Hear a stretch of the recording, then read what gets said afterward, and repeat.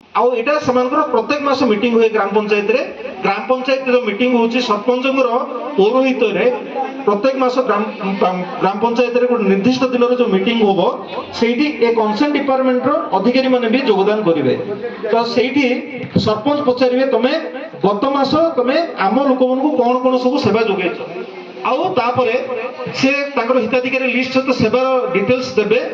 आउ जदि से किछा छाड़ी दिचंदे सरपंच जानतरे किछि हिताधिकारी जदि जानि छाड़ी रही जाइछंदे बाकी रही जाइछंदे वार्ड मेंबर कहले मोर अमकम को हिताधिकारी रही गेले तुम देई परलो नै ताले से समान को नाम लिखिबे नेक्स्ट मास भीतर सांगो कवर करिवे।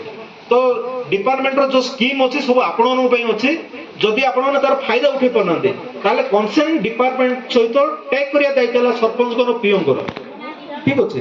तो एटा हमें बुझिया दरकार अछि जदि कोन हिताधिकारी वंचित होउछन्ते सरपंच को दायित्व से केमते जोड़ी हो स्कीम रे आउ जदि जोड़ी होनी कोन स्कीम रे जोड़ी होनी ता पे हम रखिबा जीपीडीपी रे प्लान तार निर्दिष्ट विषय बिंदु रखिबा आउ ता पे हमर टेक्निकल एक्सपर्ट्स अछन्ते पीएमआईटी अछन्ते आज तपन बाबू भी आसीबे डिस्ट्रिक्ट पंचायत अफसर आसीबे ताके सूचना दैछन्ते सेंते हेल्थ डिपार्टमेंट भी आसीबे प्रत्येक डिपार्टमेंट केही ना केही अधिकारी आसीबे एमति रे एठी हमर अंगनवाड़ी दीदी शिक्षक मन अछन्ते अन्य डिपार्टमेंट रो लोक माने अछन्ते।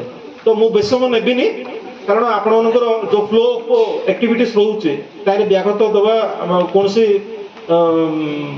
दृष्टि मो ठीक नहीं। तो आपण कार्यक्रम चालू आपण निर्दिष्ट एजेंडा रे आपण जो कार्यक्रम चलाउथिले प्लीज चलांतु आ मोर आग्रह रहिबो जेहेतु एटा आगामी दिन रे ये गोटे ट्रेनिंग सेंटर हो आपण पंचायत से उद्देश्य रे एटा ग्राम सभा आज दिनटा ग्राम सभा कम कैपेसिटी बिल्डिंग ट्रेनिंग प्रोग्राम। तो 100 जन हिताधिकारी हमको लिस्ट दरकार थिला। तो मु आशा रखी आपण माने लिस्ट करिथिबे आधार नंबर रखिथिबे हिताधिकारी को ना ताको बापा को ना तांकर बयस कोन अछि डेजिग्नेशन कोन अछि contact number and Aadhaar number एति जिंस हम दरकार थिला। जदि आपण करिचंदी ताहले पेशा कोऑर्डिनेटर बर्तन आसबे पेशा कोऑर्डिनेटर सेटा एंट्री करिवे ठीक अछि। किंतु आगुआ जदि करिनांदी अंगनवाड़ी दीदी मन कोन तांको सर्वे रजिस्टर रे आधार नंबर सब ग्रामवासी अछि।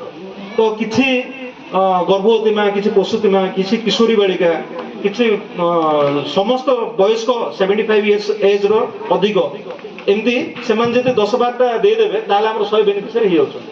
तो एटा हमको 10-15 मिनिट भितरे तांको दायित्व दियंतु सेमान करिके आपन दे देबे चिट्ठा वांस पाइला पर आपन लिखिबार किछ असुविधा निर्भुल भाबे सब जिंस रहि जिवो। तो मोर आग्रह रहइबो आपन कार्यक्रम करंतु बहुत बहुत धन्यवाद।